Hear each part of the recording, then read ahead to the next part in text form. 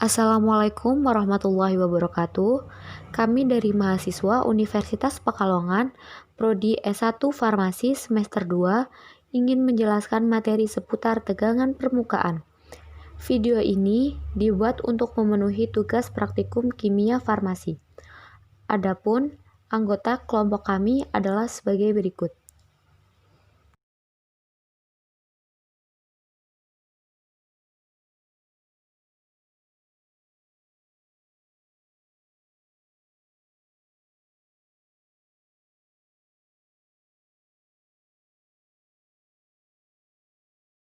Berikut ini adalah contoh dari fenomena tegangan permukaan. Tegangan permukaan itu adalah salah satu fenomena permukaan zat cair dengan gas atau udara di atasnya, nampak seperti permukaan tipis yang elastis. Pengertian tegangan permukaan yaitu gaya atau tarikan ke bawah yang menyebabkan permukaan cairan berkontraksi dan benda dalam keadaan tegang. Hal ini disebabkan oleh gaya-gaya tarik yang tidak seimbang pada antarmuka cairan. Gaya ini bisa segera diketahui pada kenaikan cairan biasa dalam pipa kapiler dan bentuk suatu tetesan kecil cairan. Tegangan permukaan merupakan fenomena menarik yang terjadi pada zat cair fluida yang berada dalam keadaan diam atau statis. Ya, selanjutnya ada fase tipe dan contoh antarmuka. Fase yang pertama yaitu fase gas-gas dengan tipe dan contoh tidak ada permukaan antarmuka. Fase gas cairan, tipe permukaan cairan, contohnya yaitu air yang berbeda di atmosfer. Fase gas padatan dengan tipe permukaan padat dan contohnya bagian atas meja. Fase cairan-cairan, tipenya antarmuka cairan-cairan, contohnya emulsi. Fase cairan padatan, tipenya antarmuka cairan padatan dan contohnya yaitu suspensi. Fase yang terakhir yaitu padatan-padatan dengan tipe antarmuka padatan-padatan dan contoh partikel serbuk yang saling melekat. Selanjutnya ada pengertian adesi dan kohesi. Adesi adalah gaya tarik-menarik partikel yang sejenis.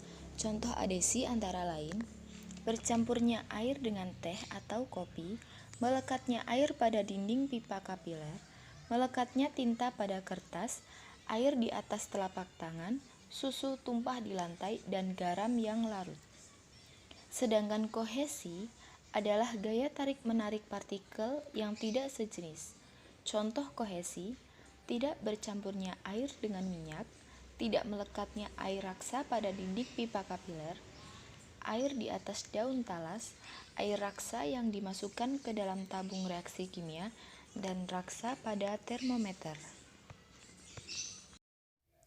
Tegangan permukaan. Besarnya tegangan permukaan dipengaruhi oleh beberapa faktor, seperti jenis cairan, suhu, dan tekanan, massa jenis, konsentrasi zat terlarut. Jika cairan memiliki molekul besar seperti air, maka tegangan permukaannya juga besar. Salah satu faktor yang mempengaruhi besarnya tegangan permukaan adalah massa jenis atau densitas. Semakin besar densitas berarti semakin rapat muatan-muatan atau partikel-partikel dari cairan tersebutasi zat terlarut dan kerapatan. Kerapatan partikel ini menyebabkan makin besarnya gaya yang diperlukan untuk memecahkan permukaan cairan tersebut. Hal ini karena partikel yang rapat mempunyai gaya tarik-menarik antar partikel yang kuat. Sebaliknya, cairan yang mempunyai densitas kecil akan mempunyai tegangan permukaan yang kecil pula.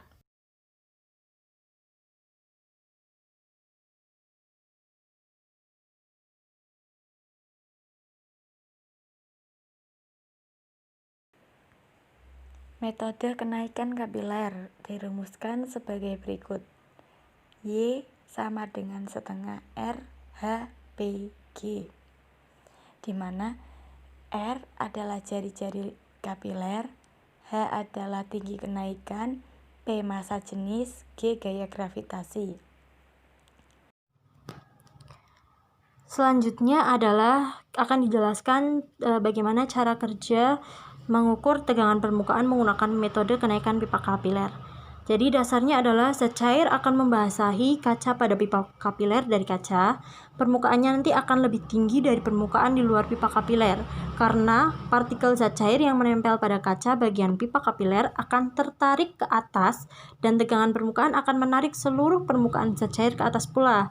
Penarikan ini akan berhenti apabila gaya berat yang cenderung menarik massa zat cair ini ke bawah tepat sama dengan gaya tarik ke atas dari tegangan permukaan.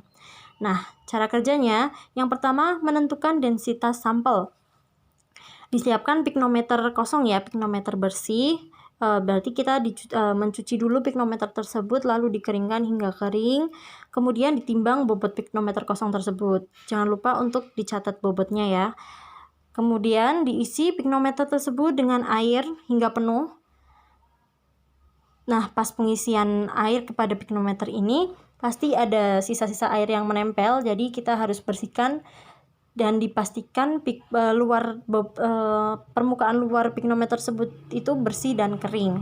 Lalu ditimbang bobot piknometer tersebut yang sudah berisi air, kemudian dicatat bobotnya. Lalu piknometer yang bersih air dibuang airnya, disisihkan, kemudian dikeringkan lagi, dibersihkan, dan diisi dengan sampel yang akan diuji. Jangan lupa pengisian selalu penuh ya.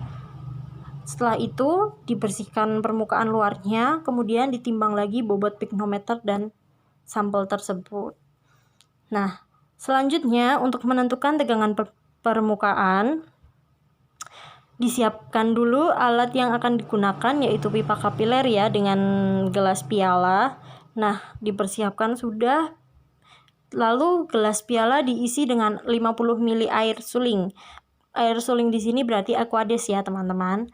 Kemudian pipa kapiler diletakkan tegak lurus di tengah piala dengan penyangga gabus. Tapi kemarin praktikum yang sebelumnya kita lakukan, kita tidak menggunakan penyangga gabus ya, jadi langsung pipa kapilernya dimasukkan ke dalam gelas piala. Lalu ditunggu naiknya air hingga tinggi airnya stabil. Jadi permukaan pipa kapiler yang atas itu kan ditutup dengan jari. Nah, nanti otomatis airnya akan ke atas ke pipa kapiler melebihi tinggi air dalam gelas piala. Jadi ditunggu sampai stabil kenaikan air tersebut. Lalu diangkat pipa kapiler tanpa melepas permukaan atasnya. Jadi diukur kenaikan tinggi airnya, dicatat. Nah, kemudian sampel yang akan diuji ini berarti menentukan tegangan permukaan yang sampel ya. Piala gelasnya diisi dengan 50 ml sampel. Lalu kemudian cara kerjanya sama dengan mengukur tadi dengan menggunakan air suling ya atau Aquades. Itu dimasukkan tegak lurus di tengah dengan permukaannya ditutup menggunakan jari ya.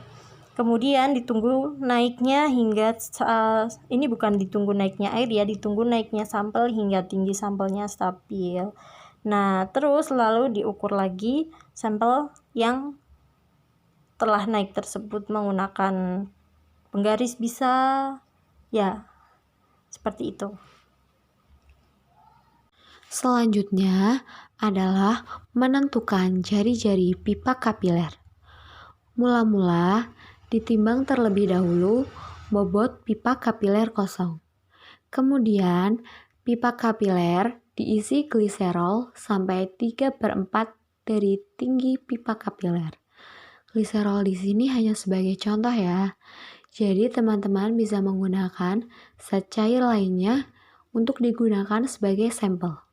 Selanjutnya, diukur tinggi pipa kapiler dan ditimbang bobot pipa kapiler plus gliserol. Perhitungannya adalah sebagai berikut. Tegangan permukaan mula-mula merupakan gaya 1 sama dengan gaya 2.